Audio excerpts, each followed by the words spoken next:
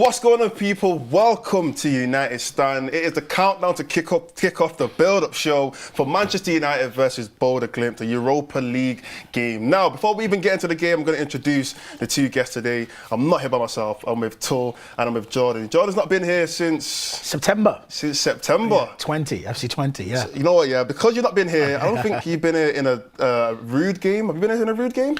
No, I missed the whole rude period, whole and rude obviously period. now the start of the Amorim period, so there's definitely a lot to talk about and your opinions on Ruben Amorim. But first of all, before we even get into the video, listen, the United Stand Christmas jumpers, it's going to be in the description. Make sure you check that out. Make sure you grab your jumpers. It's cold outside. It's like 2 degrees right now in Manchester, so make sure you get your jumpers ready for Christmas. Now, little information, little background on this game. United are currently 15th in the Europa League. You know how we got the new format. There's 24 teams. I think the top 8 automatic go to the next round, and the next 8 is like a playoff. And United are currently 15th. We've won 1 and drawn 3, so we've got 6 points. Bodø Glimt are 12th in the league. They've won 2, drawn 1, and they've lost 1. They've got 7 points, but they're also top of their league in Norway. So, initial thoughts on this game. Jordan, I'm going to come to you. Yeah, I don't think it's going to be easy. They are a team in form, and a team that seem to play well and know each other's game well. I remember the last time I was at FC 20 talking to Ricky, and obviously it was Ten Hag was the manager at the time, and I said, you know, if we couldn't finish in the top 8, he shouldn't have his job. And look where we are. I do feel like a new manager coming in needs to get wins straight away.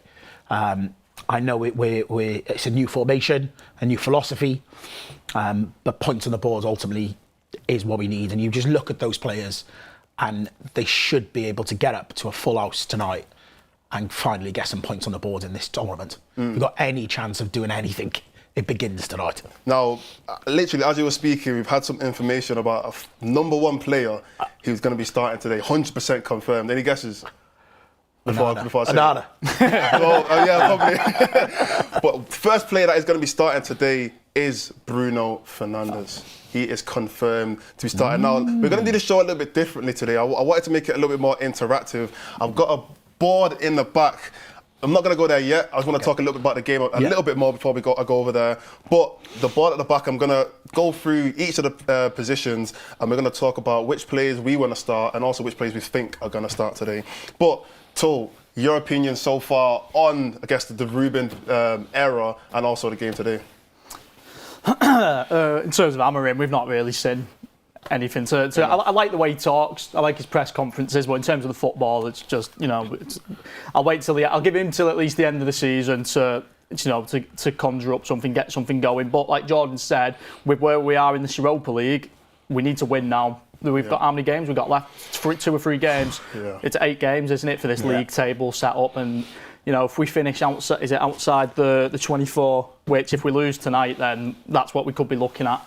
That's us done in Europe this season. So just regardless of, you know, I always hear people say, "Oh, I don't care if we lose as long as we play good football." But let's be honest, it's not true. I do care. Nobody who says, "Oh, I don't care about the result. I just want to see us play good football." It's not true. You'd be absolutely fuming if we got beat. Yeah. So I just think, go put 3 points on the board. I said to you on a show not long ago, like, we'll turn these over completely when they come. This was when Ten Hag was manager. A long time ago. Yeah, I said, like, these guys won't. I said it was a guaranteed 3 points, is what I said. I said Pauk and Bodø Glimt guaranteed 6 points. So we got the first 3 points at Pauk. So again, I keep getting information in my ear. I don't know if you know my facial reaction, but another 2 players have been confirmed. I'm going to have to go over to the board already. I'm going to have to go over to the board. Guys, I'm doing my best. He does this on Sky Sports. I don't know his name.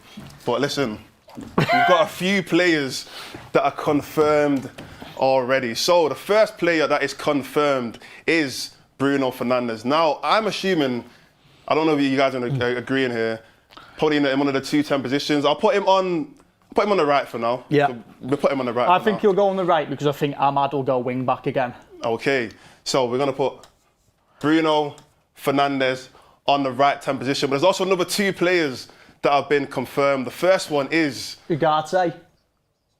Anthony. Really? What? Anthony is confirmed. No. Anthony is confirmed today. Now, where do you guys, let me know in the chat as well, where do you guys think he's going to be playing? Wing back. Wing back. Yeah. Left or the right? That's the question. Left wing back. Left wing back. Yeah. What are we saying, Tom? I was going to say right, but I'm gonna put him left wing back for now. yeah, we'll go with the left. I'll put him left wing back for now. Anthony is confirmed in this United team. Thoughts? What are your thoughts on that? Wow. Wow. Wow.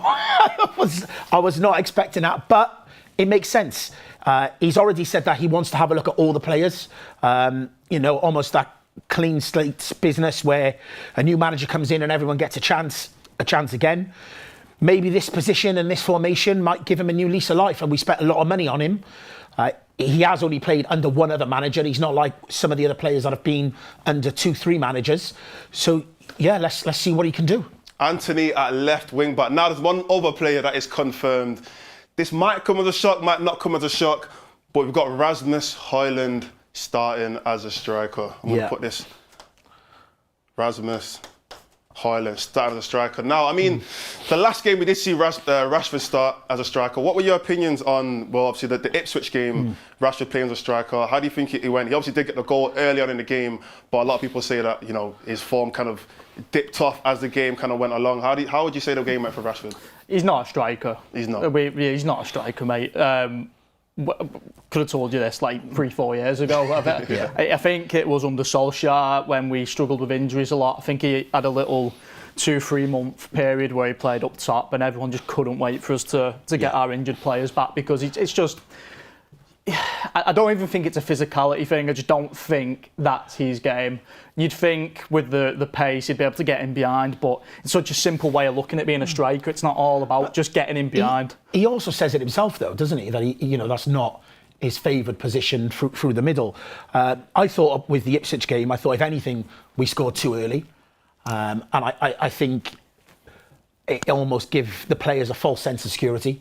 I thought we played some nice football in the first 15-20 minutes, and then they sort of reverted to type, which is naturally going to happen given the lack of sessions the new manager had with them. But in terms of Rashford's performance, I know he scored that goal, great finish, but apart from that, I didn't really see a lot from him in that game. I thought when Højlund came on, he fought a bit more, dropped a bit deeper, can hold the ball up a bit more, and in terms of what you want from your forward in this 4-3-3 position, I thought he was a better option. I think the striker position is interesting because, let's be honest, we don't have, like you said, we don't have a confirmed, this is our guy for the next 5 years has proven that he's going to be banging in 15, 20, 25 goals every single season. We want it to be Højlund. Everyone wants it to be Højlund, but we can't say confidently it is 100% going to be him. And we know with Amorim, he has players that he likes. He's got Gyökeres at Sporting that he does like. So there's a huge chance that, probably not January, but come summer, he could go after another striker. Now that means Højlund, Xerxes, Rashford, one of them's going to have to take a back seat. Oh, I've just heard some more news in my ear. This is going to be, this one might shock you actually. What, it can't shock me more than Anthony? The Anthony shocked you. It can't shock me more than Anthony. You know what? This one is a bit of a leak, so I'm gonna wait till it's confirmed. I've got someone in my ear right now. He's telling me that there is a leak. Let me know in the chat actually. Who do you think it's gonna be the next player? But going back into the striker situation, if you were to pick 2 strikers to stay, Rashford, Højlund, and Xerxes, who are the 2 strikers you pick? One of them has to go.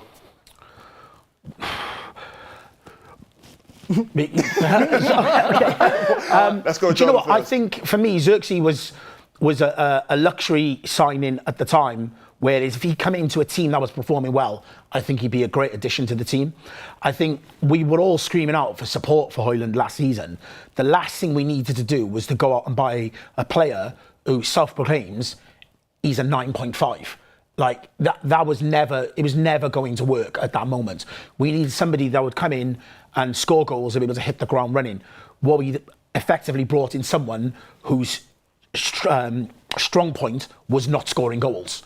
So for me, out of the 3, the easiest to sell is Xerxes, even at this point, because we actually didn't pay a lot of money for him, and he isn't on crazy phenomenal wages that I don't think we can move him on. He's also very well respected in Italy. It could be put down to it hasn't quite worked out and somebody would pay us our money back for him. I think it's difficult to try and move Rashford on, and I think they've not seen enough from Højlund to make a decision on long term if he's going to be the right option. So out of default, I think it would be Xerxes. What about you, Tol? Tol's a lot. Yeah, I'll just be completely honest. I'm not the biggest fan of all three of them. I'm really not a big fan of all three of them. Højlund maybe can develop in this system. If I'm looking at it from the point of view of putting the system first, Højlund's the one where I think maybe he can develop his game to where he can suit the system. Rashford and I know Xerxes, we've not had enough time to really, we probably don't have 100% idea of what Xerxes is as a player. But from what we've seen of him so far, I just don't see where he fits into that system, because I wouldn't play him as the 9 because he's not a 9. Everyone knows that. And he's not 10. So, I'm sorry, him coming out and saying that when we signed him was the worst thing he could have done. Mental. It was terrible. Yeah, but who sanctioned that? Honestly, but it looks even worse now because this system is based around 2 10s and a 9. So it's like you got to be one of the other. Yeah, it's almost like what you're doing here, mate. So, even his body language, though, he just looks defeated a bit. Do you know what I mean? He just doesn't look like I'm going to come on and want to change the game. Where, you look at Mason Mount as an example. Okay, hasn't performed amazingly well in a United shirt, but every time he comes on, you can see he's giving 100%. Yeah, there's a visual difference in attitude. Where Xerxes is just like, give me the first Ryanair flight back to Italy. So, I'm going to put the name down for now. It's not fully confirmed, okay, but a lot of people in the chat probably guessed it already. It is Tyrell Malacia starting. Okay, so I think we're getting rid of that A then, and we're changing it round. Mr. Glass. Tyrell Malacia. Is it Tyrell Malacia? I think it's Tyrell Malacia. Wow. What are your thoughts on that? Another shocker. So it'll be the other way round. It'll be Anthony on the right. Right, yeah. Malacia on the left. Right, let me actually change that. Yeah. Wow. He's experimenting, and he's probably chose the right game to experiment in. However, if you don't get the points, it looks very stupid because we are, we're 15th, did you say? 15th in the Europa League. Yeah, so if you don't get the points, then you go, why are you experimenting while we're 15th? Yeah. So, but then again, you'd rather him do it now than in the league game on the weekend. Yeah, I watched his TNT interview and he was saying about everybody's got to feel involved, everybody's got to play their part, because if you call on somebody and, they haven't played a game, so on and so forth. However, I wasn't expecting those two. But, chance to impress a new manager, new system. Be interesting to see Anthony's attitude for playing there, given his reaction to Ten Hag when he was asked to play there, and he threw his toys out. So it'll be interesting to see. So we've got two, I say, new-ish wing-backs, full-backs, whatever you want to call them. Obviously, the expected full-backs would have been, I'd say, Dalot and Mazraoui, or who would you guys have said would be your expected full-backs or wing-backs? I thought he would have gone pretty unchanged from the weekend. I thought he would have maybe kind of kept that starting 11 from the weekend and then kind of dripped players into it slowly, maybe change one position at a time, but he's just gone for a complete revamp. I mean, you could maybe even still see Ahmad, Mazraoui, Dalot in the team, and maybe Anthony's playing as one of the 10s. That's also a possibility. Yeah. I mean, we're just speculating, aren't we? But in terms of the personnel, Anthony and Malacia probably would have been the last two players you would have expected. Yeah. Now, what I really wanted to do was go through the team and out, because there've been so many leaks already. We've kind of already had to fill out 4 positions. I wanted to go through the team and kind of talk about each player that I guess we think is going to be there. Starting off with the goalkeeper, Wait, it's a bit. Is it bang on? Onana's played all the games, hasn't he? It's going to be Onana. And he spoke very highly of him after the Ipswich game. We got a point out of that game because of Onana. Yeah. Bayindir gets the Carabao games, doesn't he? That's kind of just his role. So Onana's probably confirmed as the starting goalkeeper. Now, the 3 centre-back positions is probably going to be interesting because we have got 2 players coming back from injury, Maguire and Martinez. So I guess altogether that is now Maguire, Martinez, Luke Shaw as a left-sided centre-back, Mazraoui potentially as another centre-back. Then we've got De Ligt and Johnny Evans as centre-backs as well. So who for you is a stapled-in name as a centre-back today? Who would you say is, you know what, if we're going to put a first name in the team sheet, that is a player that's going to be there? I think De Ligt in the middle. Yeah, De Ligt. I think that's the one that you can definitely say will happen tonight. Yeah, De Ligt is going to be the pillar of that defence, I think. Yeah. Yeah, and rightfully so.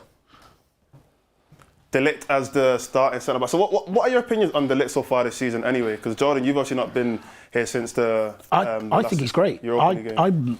I'm really happy with him. I know he does split opinion, and you've got, you know, people who are, is he really an upgrade on Harry Maguire or whatever, but he just gives a calmness to that defence that I feel we need. He's not as erratic as Harry is at times. I feel like he's much more of a threat in the air and actually connects to headers and gets them on target, where Harry seems to win headers, but they don't really seem to go anywhere. But given the fact that we're now going to need three at the back, I feel there'll be opportunities for all of them to be involved. I thought Johnny Evans against Ipswich was really, really exposed. I know he's been a good fill-in player for us since he's come into the side, and we've obviously extended his contract. But I feel this system will expose certain players' weaknesses, and I thought Johnny Evans was really poor the other day. For me, Johnny Evans can only play that role where De Ligt is in this system. The other two centre-backs against Ipswich were both pushing upwards. I think Johnny Evans can still play in this system, but he's got to be that guy in the middle. But De Ligt's going to be the number one choice for that position. I'm glad you mentioned the Maguire comparison as well, because I've seen people saying De Ligt's not much of an upgrade on Maguire. I get what they're saying, but with Maguire, it was never a quality issue. It was just the whole, he could make a crazy mistake. And we've not seen it from De Ligt yet. So as long as De Ligt carries on playing as he is and doesn't make those mistakes that we've seen Maguire making in the past, it's an upgrade in my opinion. But then with that, if De Ligt wasn't available, you would play Maguire before you play Johnny Evans there? I think I'd play Evans. Yeah, I'll play Evans before Maguire, So where does Maguire fit in then?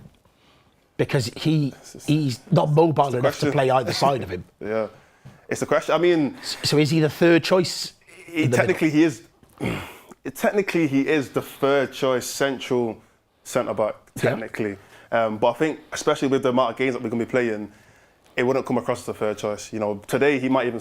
I know he's not going to start today. He might not even play today. We don't know. Yeah. But if he was fully fit, he could easily start in next Europa League game. Well, it's one we can debate after we go through the lineup. For what we expect tonight, we can then have a little look over the lineup just for the season going forward, and we can kind of bang heads and decide, well, where does Maguire really sit in that pecking order? We can do it with a few players, to be honest. Now, we've got a right-sided centre-back and a left-sided centre-back. So, Martinez is back in the team. Luke Shaw played on the 20-30 minutes. He played a little bit on the left-sided centre-back for the Ipswich game, but it was Mazraoui who started that game. Was he on the right-hand side? He was right-hand-sided centre-back. Right-hand-sided centre-back. So who would you start in these two positions here? Let's start with the left-sided centre-back. I was going to go with the left one. I think Martinez will be kept in a wool blanket for the weekend. So I think Martinez maybe get 20-30 minutes at the end. I don't think he'll start. Just because I think he'll prioritise the league game. I think you could see Luke Shaw start tonight. He had 30 minutes on the weekend. Maybe he gets 60 minutes tonight. Martinez comes on and plays the last 30, and then you've got either a fully fit Luke Shaw or a fully fit Martinez for the weekend. I agree with you. I think they will complement each other's minutes today. I think Luke Shaw will start there. Also, I was reading something in The Athletic actually talking about. Go on. Breaking news again. This is going to change a little bit. We're going to change the ball a little bit because certain positions are going to have to be moved around a little bit. Okay, what you got for me? 2 players have been confirmed. The first one is Mason Mount. I'm happy with that. Again, I'm assuming that 10 position. I'm happy with that. Now the second one, interesting one. Go on. Because someone's going to have to move now. Alejandro Garnacho. Wow, was not expecting that. Alejandro Garnacho is starting, which means Bruno Fernandes is going to have to move into midfield. Right, okay, yeah. Unless he's playing Malacia left centre-back. I think the most likely thing is Bruno will be a midfielder. And Alejandro Garnacho is in that 10.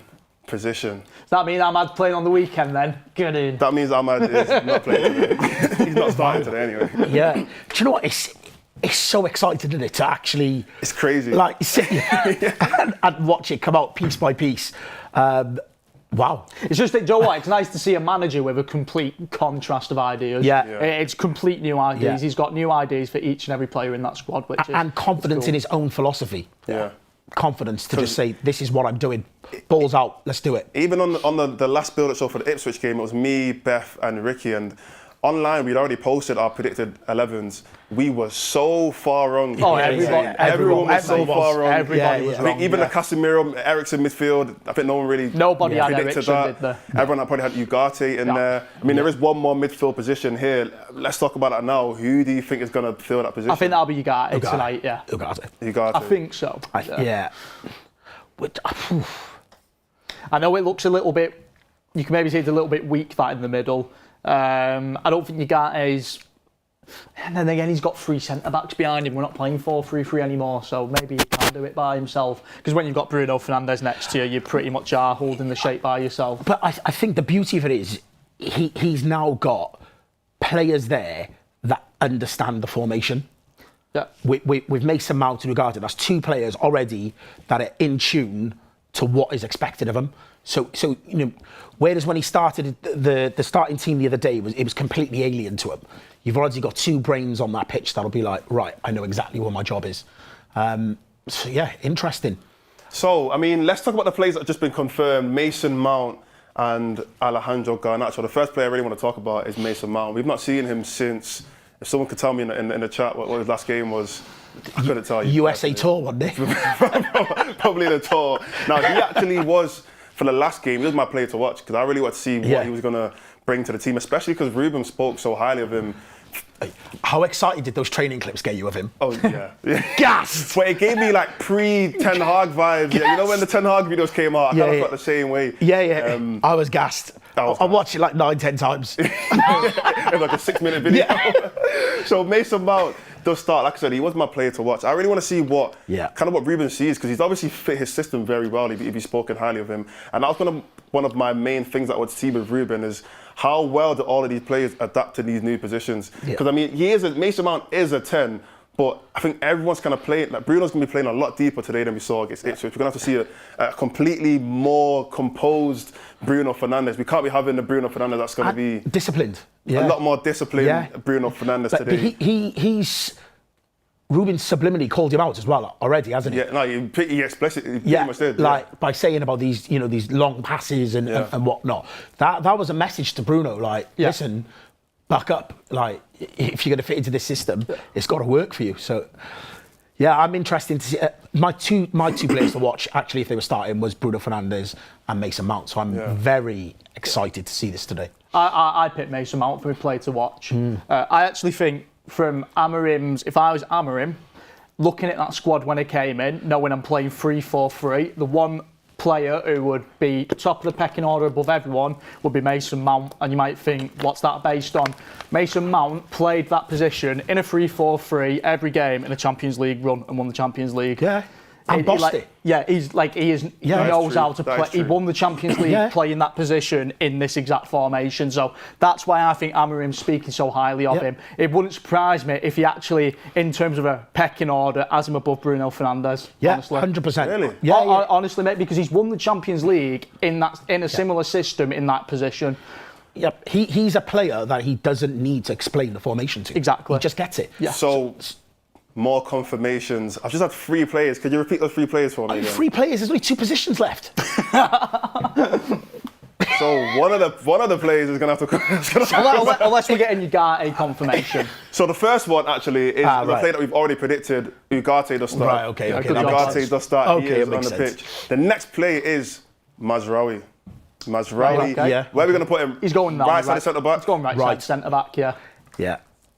Also, just on him, I've been really happy with him as a signing. Oh, me too. Solid. Could you just repeat those two players again? Sorry. Okay, yeah. So one of the players is already on the pitch. Okay. De Ligt is already on the pitch. And the last player is Martinez. Yeah. So we got that one wrong.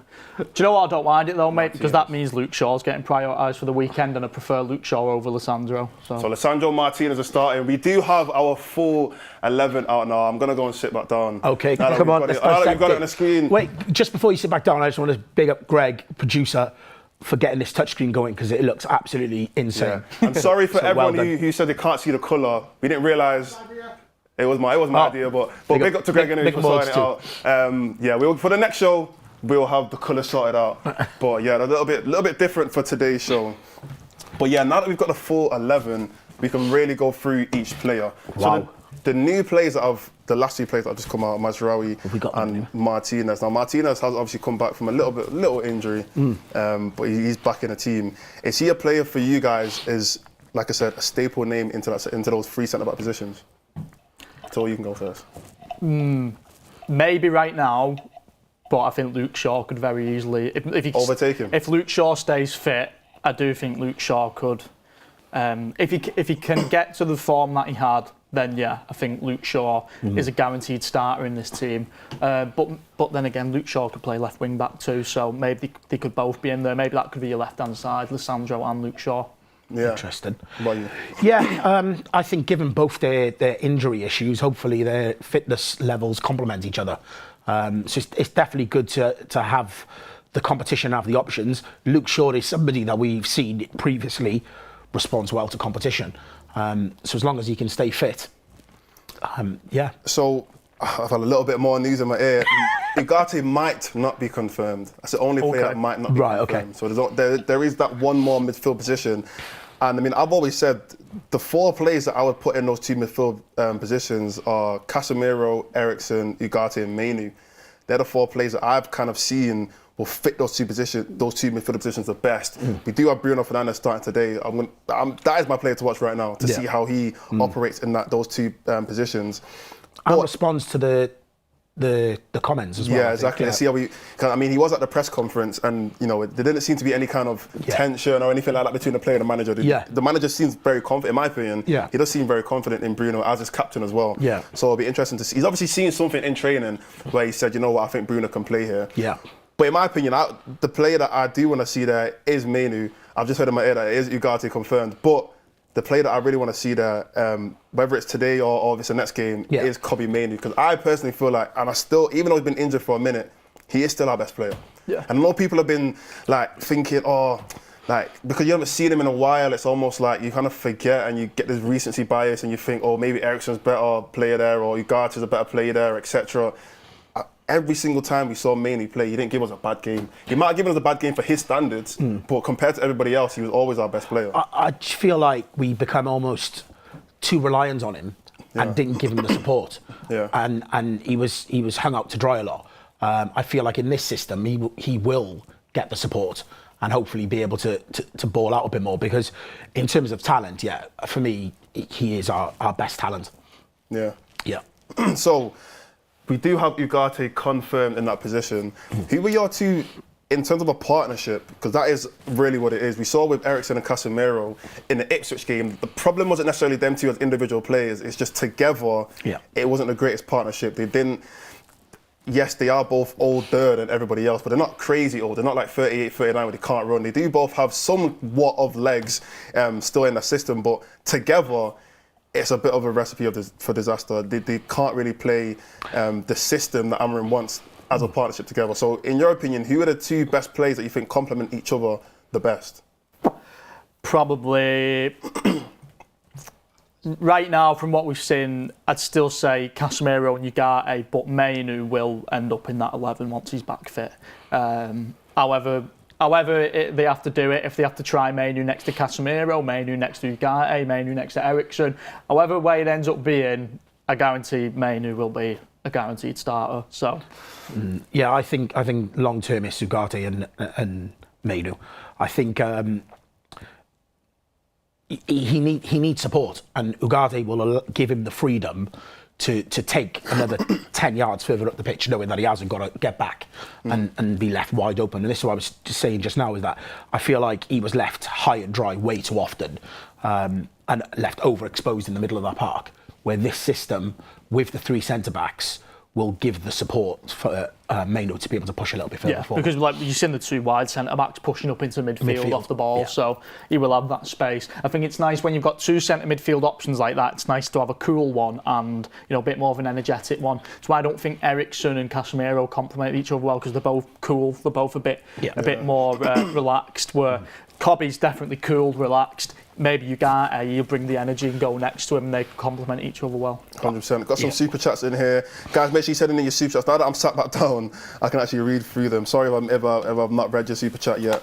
But super chat from Sierra Bar. Amorim reportedly favour Mount at 10 and Bruno almost assured to start. Does it mean we won't see Ahmad as a 10? Hate to see him languish at right wing back.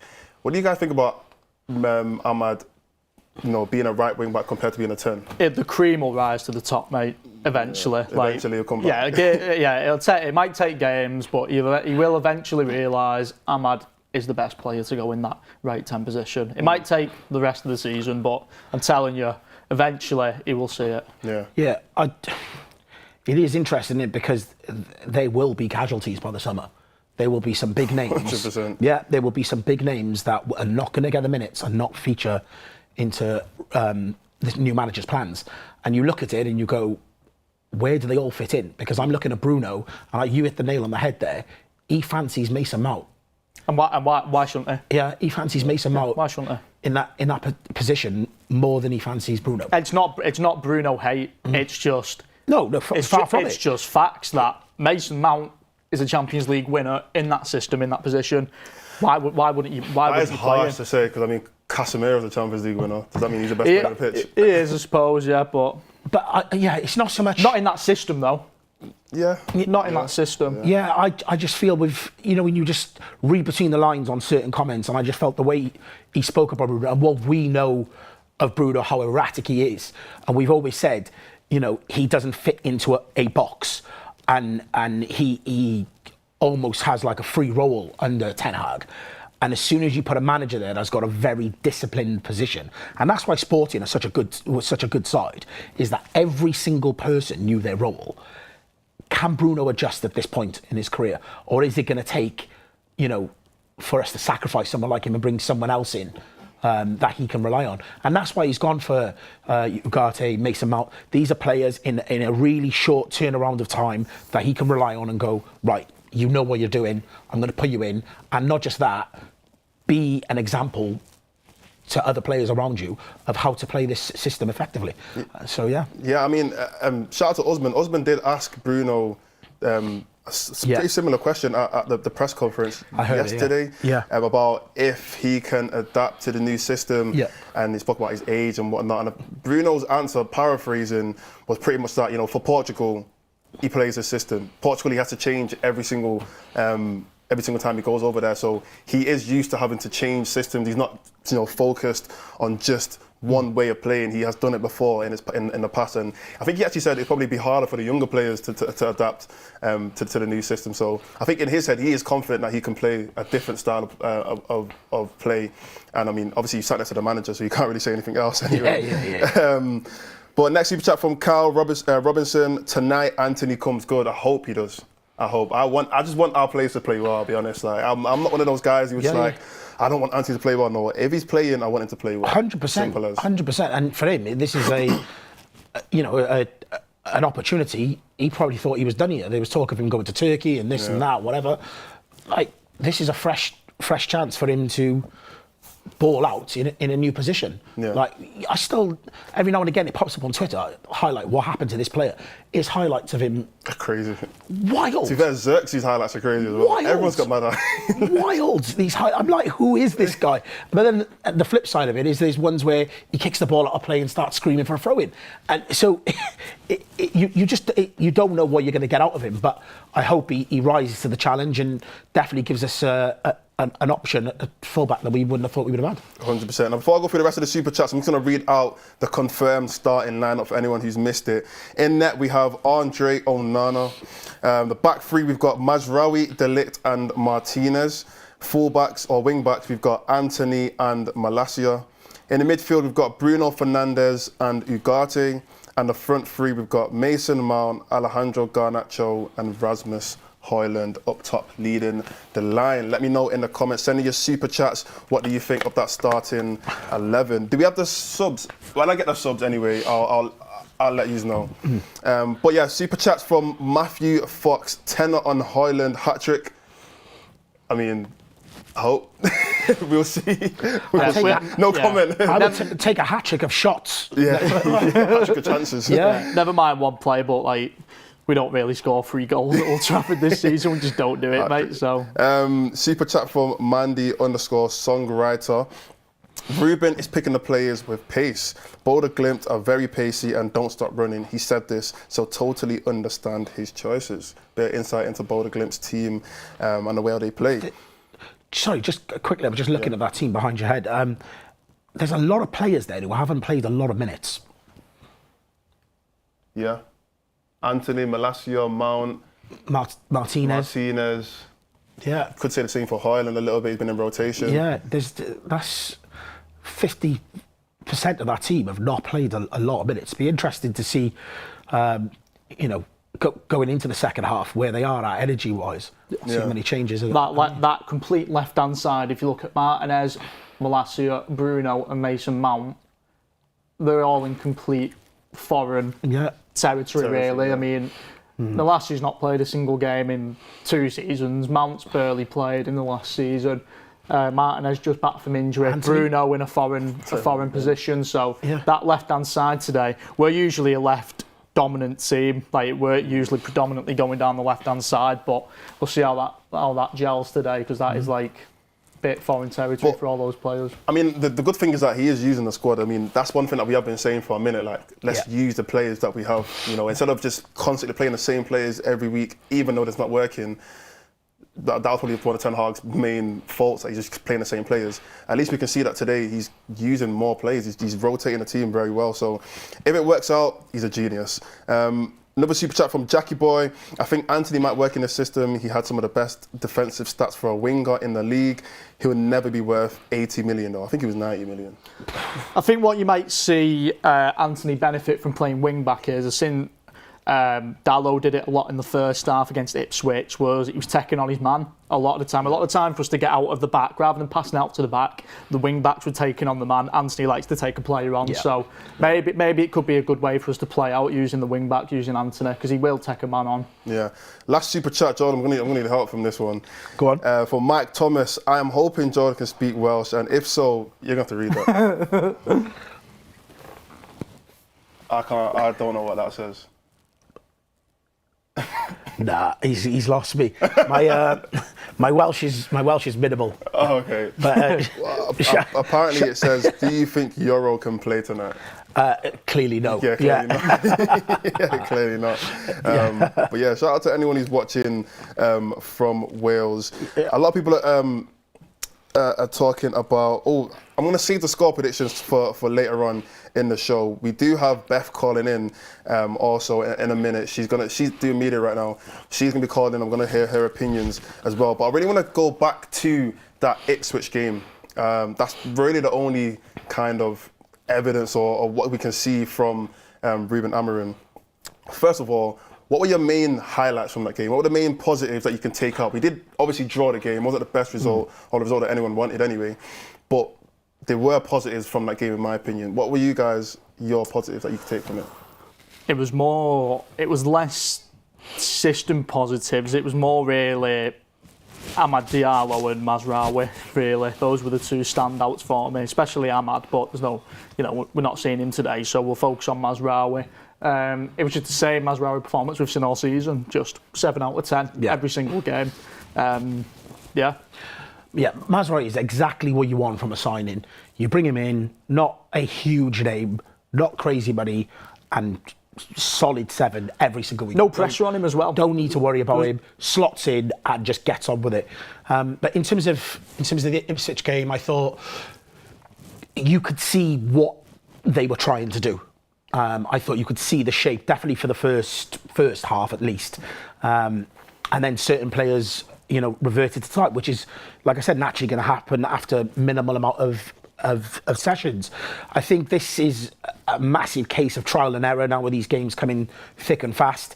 He will realise between now and the summer, certain players can play this system and will be an asset going forward, and other players just simply won't. And this is what I was saying earlier, that he's got such a laser sharp vision on how he wants his team to play, that if a player doesn't fit into what he needs, ultimately they will be moved on. Yeah. Now, one other player which I feel like you guys missed out on, and I feel like a lot of people don't talk about him a lot, Andre Onana. Yeah. A player that, in my opinion, he probably could have been man of the match that last game. He made a huge save. I thought he was man of the match. Yeah, he should have been man of the match. I think he was man of the match, actually. He was, wasn't If he wasn't man of the match, I don't know who actually got man of the match. Yeah, I think he was man of the match. Okay, fair enough. So, Andre Onana, man of the match, made a huge save from, I think, Dilap, Ipswich's striker, which pretty much won us a game. Not won us a game, but they didn't lose us a game. That's what I'm trying to say. You know, that goal would have put them 2-1 up. Yeah. They probably would have. We don't know where it would have ended, but we could have ended up losing that game if it wasn't for Andre Onana. I think that's another player that he kind of goes under the radar a little bit. We spoke about it on the last forum. I personally feel like it's a good thing that he's gone on the radar, just because I feel like when we speak about keepers every week, it's because they're doing something wrong. We actually shouldn't be speaking about keepers every single week, because if they're making big saves, that kind of means we're getting a lot of pressure, because they shouldn't really be making 10, 15 saves a game anyway, because that means we conceded a lot of shots. And if we're speaking about him a lot, it probably means that he's made a mistake. So the fact that we're not speaking about him means, you know what, he's just doing his job perfectly fine. I think, yes, distribution-wise, he could be a bit better. I think he's probably still getting used to how Amorim wants him to play out. We were playing out a lot from the back, a bit more riskier, I think, playing out from the back. You know, there were times where we were literally playing it across the box, you know, and that is what a lot of teams do. I remember watching the Spurs game against City when they beat them 4-0. If you're watching the City fan, when you got beat 4-0. But they were playing it literally from the back. They didn't care about the risk. They were playing, and that's how Ange had to play anyway, with a lot of risk in his game. And the defenders, the goalkeeper, they like to have the ball. They like to play it around the back. So that's one thing that I feel like if Onana kind of trusts himself a little bit more, instead of just having to go along because he feels like he's going to lose the ball, if he just takes that bit more composure and continues to play it with the two centre-backs or the wing-backs who are going to be there, I feel like his distribution will be a lot better, because he's not going to have to be forcing it long, and then as soon as you kick it long, it's 50-50. It's anyone's ball. So, I mean, what do you guys think about Onana so far this season? I agree with what you're saying about the less said about him, probably the better. With how poor we've been this season, Andre's quietly found himself at the top of the clean sheets in the Premier League with how poor we've been in the league, and he's in terms of clean sheets got the most in the Premier League. So it's crazy, the whole. I remember a couple of times against Ipswich where we played literally directly across like the 6-yard box, and it's so scary to watch sometimes. I don't know about you, like playing Sunday League, but I always remember from years of playing Sunday League, you get told, especially playing in a back line, whatever you do, don't play the goal. Don't play the ball across goal. Like the amount of times. Rule number one. You hear that constantly in Sunday League. Don't play the ball across goal, and loads of teams are doing it, and we did it quite a couple of times against Ipswich where it was like, Delap could have maybe nicked it off us. So we'll probably see a couple instances in this system and trying to play like that where there might be a couple cock-ups, but hopefully not. So the lineup is officially announced. For anyone who didn't hear it before, I'm going to say it again. In net is Andre Onana. The back three, Mazraoui, De Ligt and Martinez. The two wing-backs are Anthony and Malacia. The two midfielders are Ugarte and Bruno Fernandes. The two 10s, or inside forwards, whatever you want to call them, Alejandro Garnacho and Mason Mount. And leading the line as a striker is Rasmus Højlund. I'm going to try and get the subs for you as soon as possible. But I think the subs will actually be an interesting conversation as well. Who's actually on the bench? As soon as I get that, I'll let you guys know. But back into what we were talking about. Onana, yeah. What a contrast in seasons from last year. Cost us Champions League football, some absolute howlers in the league, and for me, I just looked at him and I had no confidence in him. I still get that heart in my mouth moment when the ball goes across the box. What's he gonna do? I just look at his actual frame and he almost still looks too big. up top to be a goalkeeper, but he somehow manages to pull off these saves at the moment, and long may it continue. I feel like you talked about the distribution, and I totally agree with you. I've been expecting to see more because he came with this huge reputation of being, one of the best goalkeepers in the world from playing out from the back, but that is reliant on having the players to play the ball to. You can't be great at playing the ball out if there's no one to pass it to. So where he's hoofing the ball last season, I think having the three centre-backs there will definitely give him more options to pass the ball to. And then it'll just become a natural synergy between the team, that they understand what is expected of them from Onana. So I think it's a relationship thing. But yeah, against Ipswich, man of the match, some incredible saves. And along with Mazraoui, I think he's one of our players of the season. 100%. Now, I've got the substitutes here. I've just read out the lineup. I think, the lineup's on the screen now. So if you want to see the lineup, you can see it on the screen. But the subs are Bayende, Heaton, 2 goalkeepers on the bench. Never a good sign. Dalot, Shaw, Casemiro, Ericsson, Mainu, Ahmad, Rashford, and Xerxes. So I think that's a very strong bench. It's a strong bench. I couldn't even tell you which 5 players are going to play other than the goalkeepers. Yeah, the main guys you want to get off the bench are Mainu and Shaw. Those are the main guys you want to get some minutes in. And Ahmad. And Ahmad too, but honestly, if he doesn't need to play, fine, keep him on ice for the weekend, mate. Yeah. He's got to start on the weekend. So I'm going to repeat that again if you didn't hear. The substitutes are Bayende, Heaton, Dalot, Shaw, Casemiro, Ericsson, Mainu, Ahmad, Rashford and Xerxes. So a lot of players available to come on the pitch today. Some players come back from injury. Who have come up? Mainu come back from injury. Shaw obviously did play the last game, but he's still coming back from injury. Maguire's obviously not in the team yet. Too soon. Too soon. Euro. Too soon. Lindelof. I can't wait to see Euro. Yeah.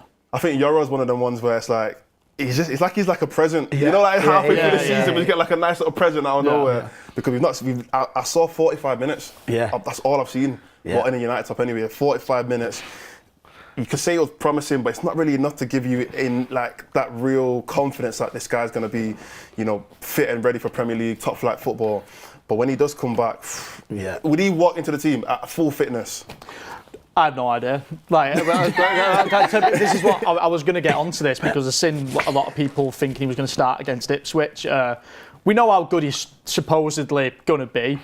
I don't know how good he is in training, but he's never started a game yet, so I don't think he's going to come in as a starter. I know a lot of people kind of believe the hype in him and think he's going to walk in as a starter.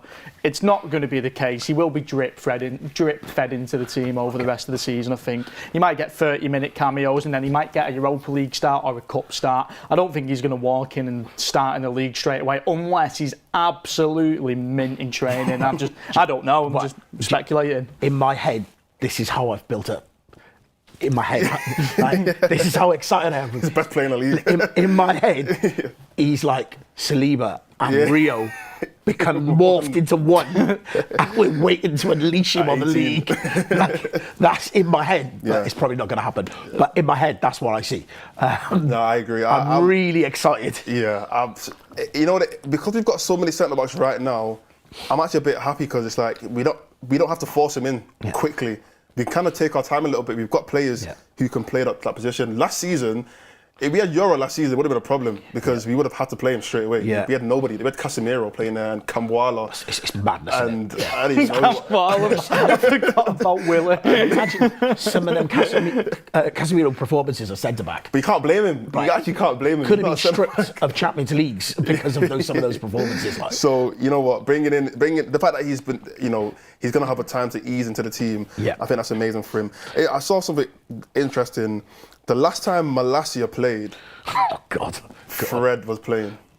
I think it's been 538 games since Malacia. Not games. No, days. Like I was saying. Not games. That's a lot of games. That's a whole career. That's days. 538 days. That's crazy. That's 50 games in a season. Think what decade did he last play? 538 days which is still a long time. That's still a very, very long time. Not as long, but yeah, it's a long time. Since Malacia has played, or maybe started, I'm not sure. What are your opinions on Malacia then? Well, it's interesting. Listening to Mark show a couple of weeks ago talking about Malacia, saying, don't be surprised if he comes back and breaks down again. Because when you've been out for that amount of time, it takes a toll on your body. Which why I am surprised at seeing him start a game. I would have thought 15, 20 minutes, ease him in, then a half, and so forth. So interesting. I mean, that's what I'm saying about a lot of those players haven't played a lot of football. You expect them, if you're going to start them, to at least play 60 minutes. I think he has been playing. Has he been playing 21s though? He's been playing with the under 21s. I've seen him couple games. He played at Huddersfield games. I know he's spent a lot more time than the other guys getting back up to fitness. He's been in training for a while now, hasn't he? Yeah. It is just it's a completely different intensity, and I just would have thought you would have eased him at the other end of the game and gone 15 minutes before the end, or once the game's won. So it will be interesting to see how he does. The other thing as well is 500 however many games ago. I actually can't remember, was he any good? I was about to say that. I was waiting for you to come to me and ask me what you think of Malacia, but I forgot. I can't remember. Was he a baller? I don't know. The only game I can remember is the Sevilla game, and that's because I was at the game. It was a Sevilla game in Europa League. I think, what's that player that we had? The midfielder, he played for Bayern. Because of an S. He was on loan. Sevilla? Sorry? At Sevilla? No, played for United. Played for United? Sabitzer. Yeah, Sabitzer. Oh, right, I think he scored like 2 goals in that game. Dead quick, didn't he? In that game. Yeah. That was the last game I can remember of Malacia. I don't know how long after he got injured. And to be fair, I don't know how he played that game. I think he was the reason why we conceded the goal. I'm pretty sure he was actually. Right, can people in the comments, just for memory's sake, out of 10, how was Malacia? Like, how was he? Like, I honestly cannot remember. I was going to say, he's all full of shit anyway. No one can remember. All right, I'm going to have guys telling me he's World Cup. Can anyone remember? We've got some ratings in here. 7, 5, 7 out of 10, 6.5. As if you lot remember. A lot of 7s. A lot of 6, 7 is, in my opinion, 6, 7 don't mean anything. Basically a new signing. 7? Yeah. I've got a couple of super chats actually. Let me read them. Super chat from Rob Taff. Time to unleash Anthony on Europe. Who do you guys think will be the star performer tonight? Interesting. Money Mount. Mason Mount. Money Mount. Star performer. Yeah, reloaded. I don't think he played the whole game though. We've got a lot of 10. Well, not a lot. We've got Ahmad. He's probably going to come on. Rashford will probably come on eventually. Let's be honest. Give me 60 good Mount minutes. I'll take it. 60 good Mount minutes and man of the match. Do you know, you're talking about him winning the Champions League. I used to watch him at Chelsea at that time and be like, this guy's a baller. Serious. He is a baller. I was at his debut, actually. His debut was at Old Trafford. His Premier League debut, yeah. It was Solskjaer's first game. It was Lampard's first game as well. Okay, so Mason Mount, are you agreeing?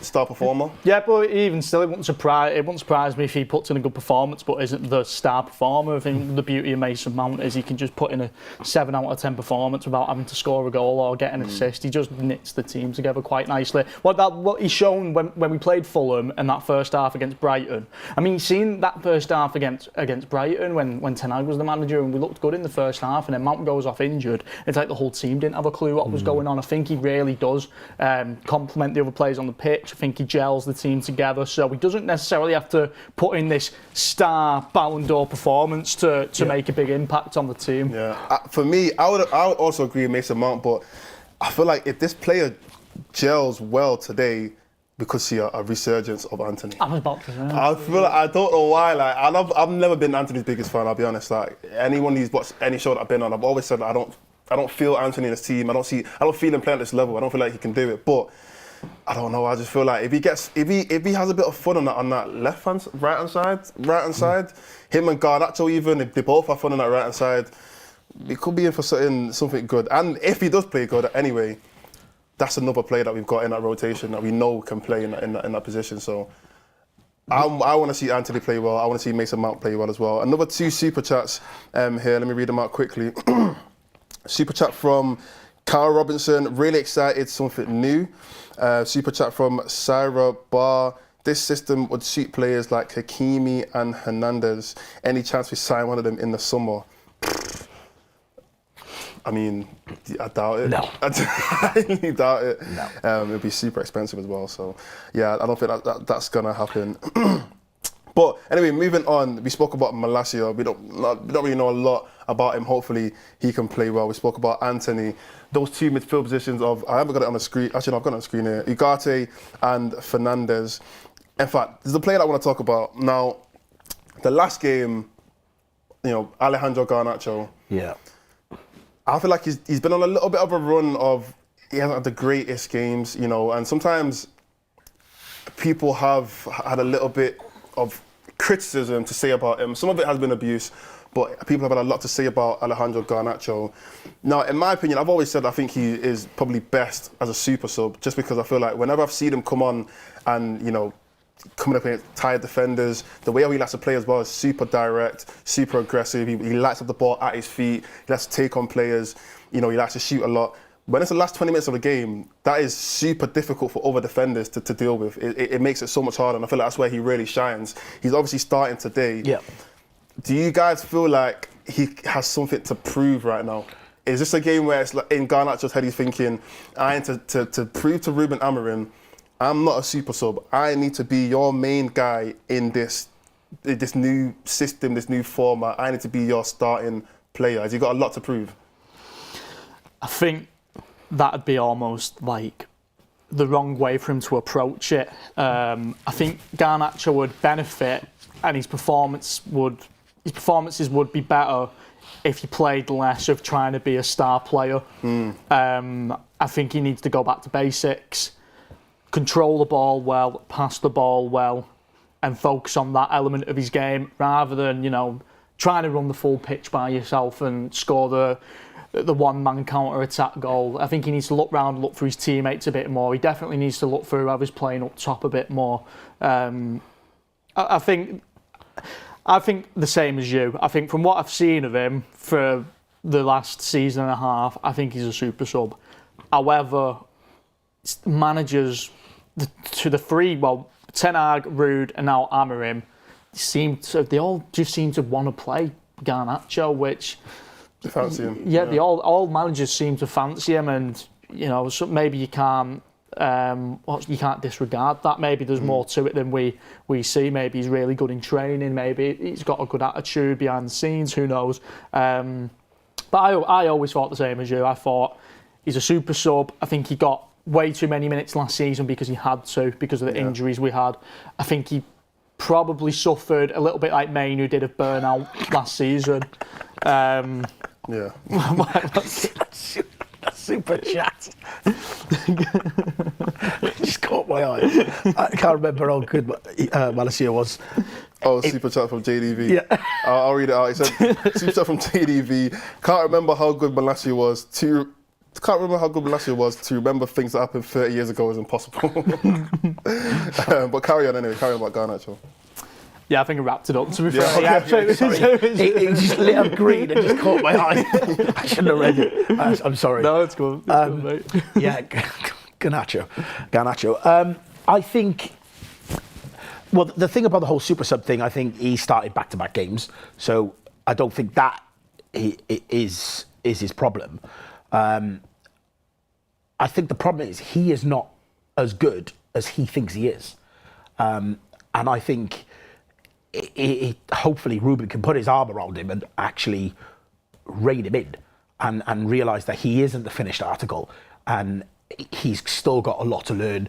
And again, because we became so over-reliant on him last season and he played so many games, that almost mentally accelerates these young players to where they are and their actual worth. And now, given the amount of competition for places, hopefully that will make him rise to the challenge, and he actually starts producing on a more consistent basis over a longer period of time. Because I actually really didn't think he had a good game against Ipswich, and I thought he would have got dropped today. Okay, so guys, we do have a special guest on the show. We've got your favourite. Beth is at Old Trafford, just across the road, at Old Trafford, and she is doing some media today. But Beth, can you hear us? I can hear you. Can you hear me? Yes, I can hear you. Have you guys got your Yeah, I was on level 10. She blew my ear. So Beth, initial reactions on this lineup. There's obviously a lot of changes. Anthony, Malacia, who else is in there? Ugarte, Bruno midfield. What are your initial thoughts on this lineup now? It was a lot to take in because I said actually in the show midweek, it'll be interesting to see if Amorim is the type of manager that delivers on what he said. In terms of the fact previously with Eric Ten Hag, he will talk about the need to rotate. He'll talk about how there's going to be changes. And then we got to the starting 11 and it was basically just the same team as before. He kept persisting with it, even though he'd say otherwise in his press conference. So when Amorim said he was going to rotate, I said, well, let's see if he actually does. And to be fair to him, he's followed through on what he said. I think he's a very honest manager. I think we're starting to learn that what he says in his press conferences is exactly what he thinks and what he believes. And yeah, it's a very rotated team. I think there's a lot of question marks around the team. But as you would say, Maud, we should be beating Bodø Glimt no matter what. And this team should be beating Bodø Glimt. And I'm excited to see how certain players who have been frozen out a little bit can perform. I mean, I did say that about Ipswich, and we didn't beat them, so I'm not gonna say that today.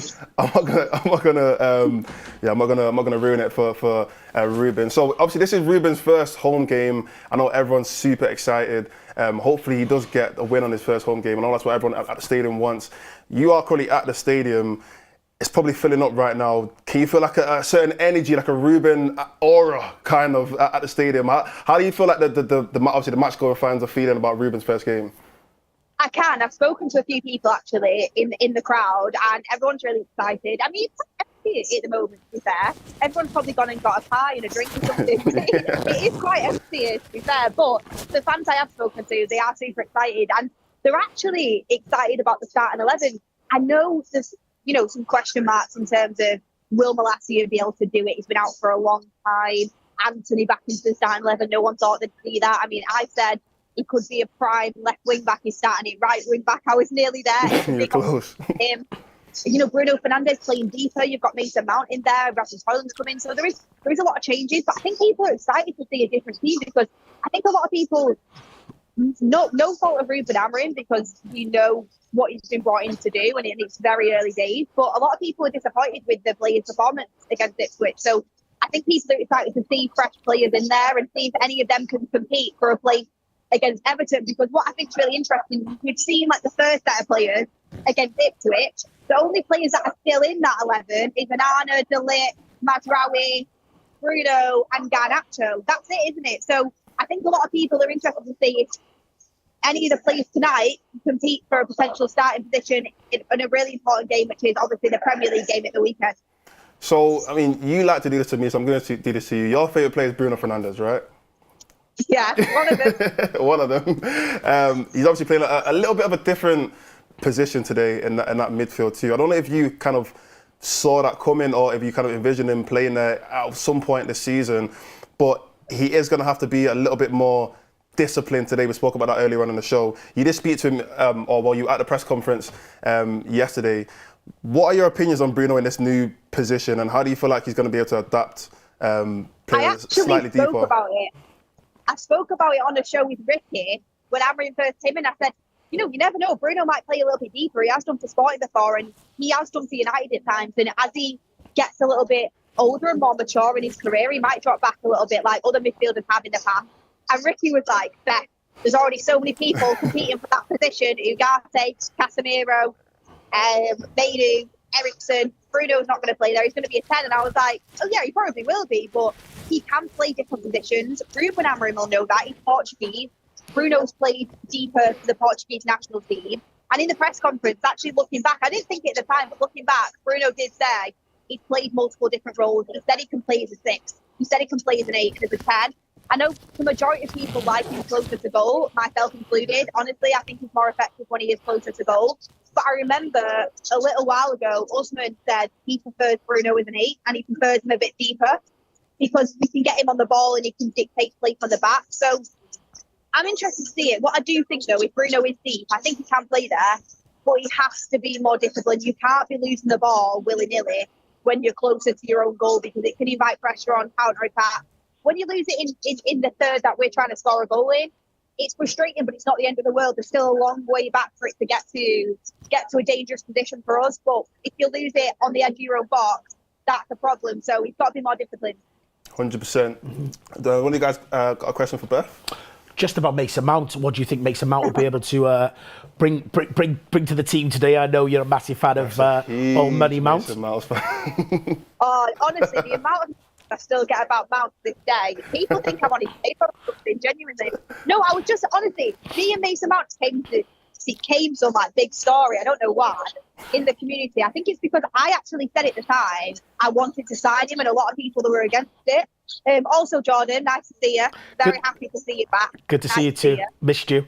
But yeah, I missed you as well. But the thing is with Mount, it's not as if like he's not my favourite United player or anything like that. I do really like him. I just think he's a very talented player, and I think he's a very beautiful player. But at the moment, the signing's not looking good because he's not been able to stay fit. If he can stay fit, without a doubt, it's a good signing. It's just because he's been injured, it's not a good signing. So what I want coming from this game, because I've been, honestly, ever since Ruben Amorim was announced, I think he's one of the players I was most excited to see in this system, because this is where he thrived when he was Champions League Mason Mount, in this sort of system. This is what suits him the best. You can get him and Bruno into the same team in this system. So what I want from him today is just to stay fit, don't get injured, and just play the way we know he can. You know, he's technically good on the ball, he keeps it well, he's good at crossing, he's good at set pieces. We need someone good at set pieces. And he brings a lot of energy, which I think is what we lacked against Ipswich as well. I just want to clear up that there's no way you could be on Mason Mount's payroll because you're on Onana's payroll. Do you know what it was? That summer I got battered for Onana and I got battered for Mount. And do you know what the worst part about that was? The season after we signed him, Onana dropped an absolute stinker. Mason Mount was injured every week. So people were saying this is all Beth's fault. And I'm like, I don't do the transfers, guys. I wish I had some sort of say. Maybe they're watching the United stand. But honestly, the redemption arc for myself is actually coming. And I said to Ryan before, obviously I want what's best for United. But Onana, potentially up there for player of the season for United this season, the most improved for sure. He's actually looking like a very good goalkeeper now. And if Mason Mount can get fit, the redemption arc might be on. It might be on. Good. Hope so. Tom? Whatever's best for the team. Hiya, Beth. Hiya, you all right, Tom? I'm good, thanks. Who were you most shocked to see tonight, Beth? I'm most shocked to see Anthony at right wing back. I can't lie. If he was going to play at wing back, I thought he was going to be at left wing back. Yeah. I think he's just so left footed on that right hand side. He's going to be inverted a lot. It's like, do you remember Ipswich when Ahmad just took it down the right wing and smashed it that cross across the goal, and it was a really good cross to Rashford and he scored and it was early doors.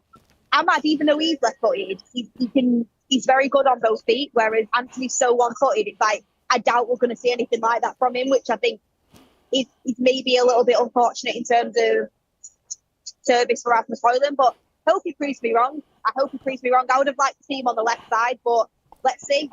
Amorim's putting on the right side, so let's see. Interesting point. I didn't think about that invert thing. Because he literally is 1 foot at a pogo stick, isn't he, Anthony? So he could get caught short at the back. We'll be interested. You never know, though. Obviously, he's not been in the team for so long. He might have been working on his right foot in training behind the scenes. You might see something different. You never know. He's got to find it first to work on it. Yeah, exactly. So Beth, I want to get your final score predictions, goal scorers, game predictions in general. Okay, score prediction is 3-0 United. Although, right now I've seen that the wing back situation. You can't change now. And the fact that Martinez is only just fit enough and he's already in, I'm thinking we potentially might concede. But I'm gonna stick with a clean sheet. I'm gonna go with 3-0, and I'm gonna go goal scorers: Mount, Bruno, and Højlund. Although Garnacho might get a goal. He's prone to a goal, isn't he? But yeah, I'll go Mount, Bruno, and Højlund. Okay, so 3-0, Mount, Bruno, Højlund. Who's your man of the match? Well, it's hard to predict early doors. I'm going to go man of the match. I'm going to go Mazraoui. Mazraoui. That's a safe bet. That's Exactly. very safe bet. Oh, He's no. always going to be in and around the top 3, isn't he? So he's like, I might as well. No, 100%. So, Beth, any last words to the people watching? Say that again. One last thing I need to ask you guys, because obviously I've not been able to see much of the show. Oh, yeah. What are all your reactions to the starting 11? When I told these guys, they were like, what? Like, I'm going to have to watch it back on the show. I thought he was having me on, and he fell off my chair when he said Anthony. What do you reckon about Bruno? A bit deeper? Are you all on board with it? Or We said a similar thing to what you said. It's just about being composed, being disciplined. We spoke about I think Usman asked him a question in the press about adapting to new formation, new position, and he pretty much said, "Look, I do this anyway. You know, this is what I do. I've been doing it for Portugal, so it's nothing new for him." So I'm hoping that he kind of takes that mentality into today's game. one thing I'm a bit like about is the fact that Mainu still isn't starting. He must not be 100% fit. I think. I don't know. Yeah, I mean, I've already said I want to see Mainu start, but I guess, we've got Everton this weekend on Sunday. Sunday, so maybe he might start for that game. That's probably a bigger game than this. So I hope someone asks Amorim after the game. It's probably Mainu is starting because of preference or because of fitness, because he's been on the bench the last 2 games. He must be fit enough. So that's a bit of a weird one for me. That's the only one that I'm a bit like, I'd love to see Mainu win, and I don't get why he's not, but we'll see. Do you feel like maybe Amorim wanted to rotate the 2 midfielder positions fully, but he wanted to keep Bruno on the team? Because realistically... Potentially, but he could have just sent Garnacho and played Bruno and Mount and Ugarte and Mainu. Yeah, that's the way I thought about it. I was really shocked to see Garnacho in there tonight. I was not expecting Garnacho tonight. I think Amorim really likes Garnacho because obviously he started both games, and he spoke about him after the Ipswich game, and he said like he realised he can carry the ball through the midfield, and he seemed quite happy with him, even though a lot of the United fans were a bit like, that was a bit of a mess performance.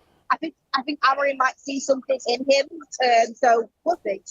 Yeah, 100%. So, Beth, enjoy the rest of the game. I think I'm going to the game anyway. Thank you, guys. To the game. Enjoy. So yeah, we'll see you. Oh no, you're not gonna be on the forum. I think it's Kev on the forum later on. There'll be some sort of post-match thing we'll do. Yeah, 100%. Anyway, thanks. We'll see you later, Beth. See you later. Bye. Bye, guys. All right, so we've only got about 15 minutes left to the show.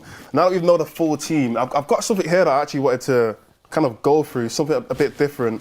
Now I'm going to ask you guys, and the chat as well, you guys can also play as well. It's a little bit of a game, interactive game. I'm going to go through some stats, and I want you to tell me who you think will be the #1 player in all of these stats. Yeah. Okay. So we're going to, some of them are like, obviously we know who the goals are and assists. I feel like I'll be good at this. Yeah, let's see how well you do. We'll do it for the next 5-10 minutes. So, who do you think is the #1 for successful dribbles per 90 at Manchester United? Is it per 90? It's per 90. Successful dribbles per 90. Gotta be Ahmad. Yeah. You both saying Ahmad. You'll be surprised. I'm gonna wait before I say the answer. Let me know in the chat. In fact, before I even say it, I've got a couple of super chats here that I need to read out. First super chat from Reefer. Mordzs running the show and doing great. Appreciate it, bro. Appreciate that. Super chat from David Eze. I recommend cod liver oil for your memories. Just search Malacia versus Liverpool. Bro held Salah down the whole game. He is good and he'll do well. Let's hope so. Okay, mate. Yeah, it's not that we don't want him to, we just can't remember. Rather than spending me money on omega 3s, I'll just look up the highlights. I'll save me money. So a lot of people saying Mazraoui's got a lot of guesses in here. Ahmad, the one I could think Garnacho, Dalot, couple names. The #1 at Manchester United for this season, successful dribbles per 90, Kobbie Mainoo. Wow. Kobbie Mainoo at 2.2, dribble success rate 73.7%. #2, Mazraoui, 1.7, success rate 85%. Third, Amad Diallo, 1.4, successful dribbles 37.5%. Oh, really? It's a lot lower. Tell you what, than I expected. Mazraoui is really impressive because he's got by far the biggest sample size as well. So for him to be right up there, not just with the numbers but with the success rate as well, with the sample size, that's really, really impressive. That. Yeah. So, going on to, it's more of a defensive stat. Successful tackles per 90. That's got to be a guy, hasn't it? Successful tackles per 90. He had that game where he put like 9 in one game and it broke a true. record. It's got to be a guy. Let me know in the chat. Everyone get commenting. Who do you think has the most successful tackles per 90 minutes? What other names would you say are in that conversation? Yeah, Ugarte, that's his game, isn't it? Break up. That's what he does. Yes, Casemiro maybe. Casemiro. Yeah, sat alongside him, similar role. Yeah. The number one, I'm seeing a lot of some random names. Someone said Dennis Irwin, Phil Jones. But yeah, a lot of Ugarte, a lot of Mazraouis as well. Martinez's, Dallo's, Casemiro's. So the number one is, as expected, Manuel Ugarte, 3.2 a game. Yeah. Second is Casemiro, 2.6. And third is Mazraoui. He's in the top 3 again, 2.2. He's had a hell of a season, hasn't he? He's insane. Hell of a season. Has he got any mates we can sign? That's probably our biggest bargain ever. Bring your mate to work, literally. Bring him in. I'll do another one. I'm gonna do. What would be an interesting one? Okay, I'm gonna do accurate passes per 90. Accurate passes, so successful passes per 90. I'm going to go with... Now, think about who is unlikely to lose a ball. Yeah, I'm going to go with Delay. Good, that's a good shout. What about you? Oh, could Mazraoui again? He's going to be somewhere. Successful, Pat. I'm going to go with someone like Ericsson. Oh, that's a good shout. Let me know in the chat. I'm not going to tell you yet. Yeah, because... Accurate passes. Is this just for the league or all competitions, these 90s? This is Premier League. Okay. Ericsson's not played as much Premier League as he has played a lot of Europe and cup games. So accurate passes per 90. I'm seeing a lot of Mazraouis again. Obviously Ericsson's, Martinez, De Ligt, Onana. I mean. No, it won't be Onana. No chance. Really I'm going to stick with De Ligt, and the backup option is Mazraoui again. So, the number one player for Manchester United this season for accurate passes per 90 is Lisandro Martinez. Oh, wow. Okay. 60 pass success rate, 89%. It's weird because that's not something that people give him credit for, is it? Yeah. But he's not losing the ball. No, he's not. People refer to him as being quite erratic at the back, and clearly he's not as erratic as people think. Yeah. 60.3 accurate passes per 90. Second, maybe a bit of a surprise, Johnny Evans. It's not a surprise. It's not a surprise when you think about it, but you always just forget about him, don't you? Yeah. But yeah, obviously. Johnny Evans, 53.4 accurate passes per 90, 89.1% success rate. And number 3, De Ligt. 50, you were right, De Ligt, 53.2 and 92.8% pass success rate. And the next player who is a midfielder is Christian Eriksen with a 89.1. I'm going to do one more. Just on that, with those pass rates and the clean sheet stats and whatnot, our problem really isn't at the back, is it? No. It really is the creative side of the goal scoring. Yeah. So the last one I'm going to do is, you know what it is? I don't like XG. I feel like XG is very I don't get it. Like it's kind of a bit. You can have a mad high XG, but you had a terrible game. Yeah. So I'm gonna do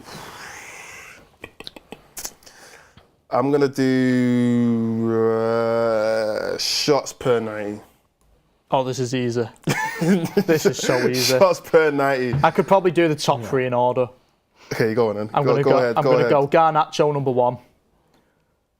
I'm going to tell you. I know it is. We all know it is. I'm going to go... My number 2. I'm going to go with Bruno. And my number 3... Shots per 90. My number 3 I'll go with... I want to say Rashford, but even Rashford's not took as many. It's definitely not Højlund. Okay, I'll go Garnacho 1, Bruno 2, Rashford 3.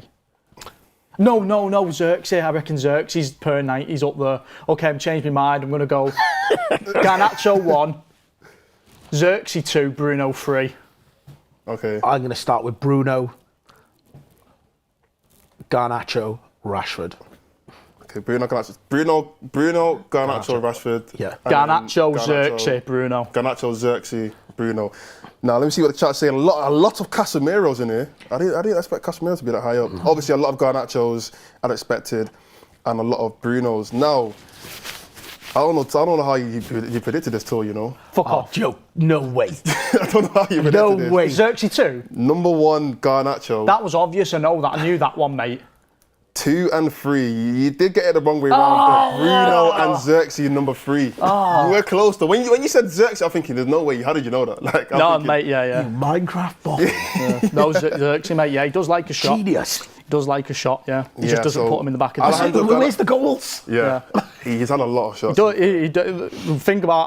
was thinking about that Liverpool game, mate. He must have had 6 or 7 in that one game, and he only played like 1 half. So number 1 is Garnacho with 3.7 per game, shot conversion rate 9.1.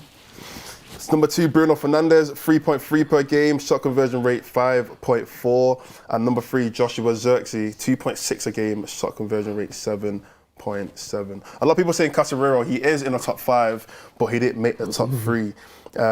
So yeah, I mean I think that's because a lot of people those categories, a lot of people be surprised as to where everyone falls into there. So listen, we've only got 5 minutes left of the show. We spoke about our players to watch. What were you guys' predictions actually? We haven't done predictions. Oh, predictions. I thought you meant players to watch. Yeah, we haven't done predictions yet. No, we've not done our score predictions Go yet. on, what's your score prediction? I'm going to go with 2-1 United. 2-1 for United, and goal scorers? Goal scorers today, I'm going to go with... I'm going to go with Garnacho, and no, I'm not. I'm going to go with Hoyland. Oh, I don't know. I'm going to go with Joe. I'm going to go with Hoyland, and I'm going to go with Ahmad off the bench. Hoyland and Ahmad off the bench. Yeah. Okay. 2-1, Hoyland and Garnacho. Hoyland, Garnacho. Yeah. No, I before obviously I knew the lineup, I picked the 3-0 because I thought I did not expect this lineup anyway. I thought he was going to go safe for his first home game. He's going to want to win. He's going to want to win, so I thought he was going to go safe. Probably pick the usuals. So I picked the 3-0. Goal scorers is interesting. Now that I know the lineup, goal scorers is interesting. The lineup's not on the screen. I'm going to have to turn around. I'm going to have to say. Do you think we'll keep a clean sheet with those wing backs? I think we'll keep. I mean, it was 3-0 before the wing backs, but I still think that back three is still solid, and Onana's solid as well. Yeah. I feel like the wing backs are not necessarily the most crucial thing to keeping a clean sheet in the system. I think it is that back three and the goalkeeper. So I do still think we will keep a clean sheet. Goal scorers though, I'm just gonna go for Wild Child Anthony, and I can't see Mason. Anthony Garnacho, because he's likely to get a goal all the time. And maybe someone off the bench, like Ahmad, like you said, Ahmad off the bench. That's my 3 goal scorers. Let me know in the chat as well. Who are you guys' goal scorers and your predictions for this game? Now, I mean, end of the show, like I said before, Ruben's last game. I think the next game we've got is Everton, and then eventually we've got Arsenal, I think, next week. Yeah. What are your predictions for the next couple of games for Ruben? That's when things are going to get serious, because these first 2 games is kind of like, the momentum's just so up in the air, the adrenaline, everyone's just so happy that we've got a new manager in. So we could just get a win based off that. Eventually, when we come to Arsenal, it's going to be a real, realization of what Premier League, what this top level football it really is. So what are you guys' predictions going into those next 2 games, Everton and Arsenal? You've got to go and play Everton to beat them, because that Arsenal game doesn't matter who the manager is. The Arsenal game's up in the air. Let's be honest, we'd be happy to take a point from Arsenal. That's just where we are right now. So yeah, you really do need to be taking 3 points when Everton come. It's at Old Trafford as well. I expect 3 points against Everton. Not to mention, Everton are crap right now. Like seriously bad. Who did they play? Brentford last week. And Brentford had 10 men for the whole second half, and Everton still couldn't score. I think we've got to beat Everton. Okay. Yeah. Beat Everton, draw at Arsenal, I think is a great turnaround. Apart from, obviously, last night, Arsenal looked great against Sporting, and they beat Forest, but pre that, they haven't been in the best of form. But yeah, I think I think a draw against Arsenal and a win against Everton is a good result. I have got one question for you both, which I haven't had a chance to get in. Okay, yeah. Ipswich game. Yeah. Given the fact there was a change of formation, do you think if Rube was still in charge, we would have won? Good question, you know. Yeah, I'm not sure. Potentially, because, mate, what I really liked looking at after that game was the heat map. And the shape of the team was just... all over the place. Yeah. Absolutely. On one hand, I almost wanted to say, maybe they were focusing too much on holding the position and shape, but they weren't. Some of them were. Yeah. The back five, The back five were. The back five, yeah. the back three, and the wing back, perfect. Yeah. Everyone else was all over the place. Bruno was playing right attacking midfield and was on the left side of the pitch. Yeah. But the left 10, who was the left, Garnacho, was the furthest still player on the forward. left side of Yeah. the pitch.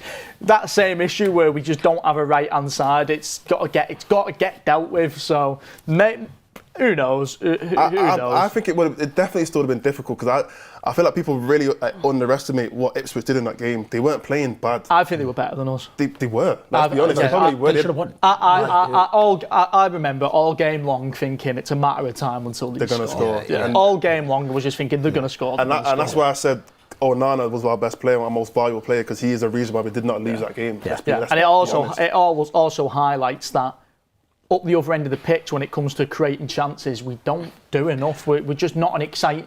Unfortunately, we're not really an exciting team to watch in the final third.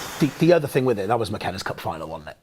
Yeah. That was an opportunity for him to put two fingers up and be like, hold that. Yeah, true. So, yeah. No, it's just interesting. I wonder what your opinions were. Yeah, and look, I watched, I think it was Jamie Carragher on one of the Sky Sports. He did a really good analysis on Monday night. Yeah, he did a good analysis. And one thing that, if you didn't see it, what he was talking about was the way how United win the ball back. And Rubens actually spoke a lot about he wants us to win the ball back as quickly as possible. Yeah. In fact, Ragnick spoke about this as well.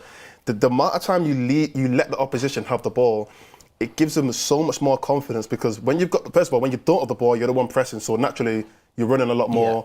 Working harder. You're working a lot harder. You're going to be more fatigued when you do have the ball.